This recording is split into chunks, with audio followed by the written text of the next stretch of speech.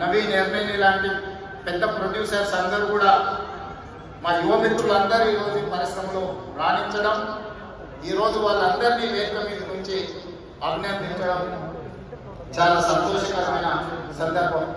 అదేవిధంగా ఈ కార్యక్రమం అద్భుతంగా నిర్వహించడమే కాదు, నేను ఒక మాట వేదిక మీద నుంచి సినీ ప్రముఖులందరికీ కూడా చెప్పదలుచుకున్నాను. రాష్ట్ర ప్రభుత్వం కఠినంగా కనిపిస్తుంది, కానీ మిమ్మల్ని అభిమానంగా చూసుకుంటుంది. మీ అభివృద్ధికి 100% తోడ్పాటును అందిస్తుంది. ప్రభుత్వం నడిపేటప్పుడు కొన్ని నిర్ణయాలు తీసుకున్నా అది మిమ్మల్ని ప్రోత్సహించడానికి, మిమ్మల్ని అభినందించడానికి, మీకు సముచితమైన స్థానం కల్పించడానికి ఈ రాష్ట్ర ప్రభుత్వం ప్రయత్నం చేస్తుంది. ఈరోజు ఈ వేదిక మీద నుంచి తెలంగాణ రైజింగ్ 2047 ఒక ప్రత్యేకత ఉన్నది. ఈ దేశానికి స్వతంత్రం వచ్చి 100 సంవత్సరాలు 2047లో మనం పూర్తి చేసుకోబోతున్నాం. మరి స్వతంత్ర భారతదేశంలో 100 సంవత్సరాలు పూర్తి చేసుకుంటున్నప్పుడు మన దేశం ప్రపంచంలోనే ఒక అద్భుతమైన దేశంగా, మన దేశం ప్రపంచ ఎకానమీని శాసించే విధంగా మన దేశం అభివృద్ధి చెందాలి.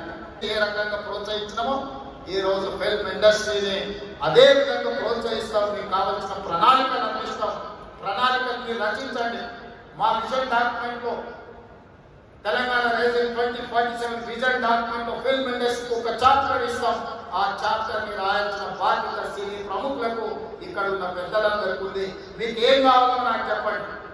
నేను ఈ రోజు చెప్తున్నా, ఇక్కడ నుంచి 22 సంవత్సరాలు, ఈ 22 సంవత్సరాలు క్రియాశీలక రాజకీయాలలో నేను ఉంటా. ఏ హోదాలో ఉన్నా మీకు అండగా నిలబడతా. ఈ పరిశ్రమను అంతర్జాతీయంగా అభివృద్ధి చెందడానికి అవసరమైన అన్ని ప్రణాళికలను, అన్ని రకాల మిమ్మల్ని ప్రోత్సాహకాలను, మీకు అవసరమైన వసతులను ఏర్పాటు చేయడానికి తెలంగాణ రాష్ట్ర ప్రభుత్వం సిద్ధంగా ఉంది. ఈరోజు విజన్ డాక్యుమెంట్ తెలంగాణ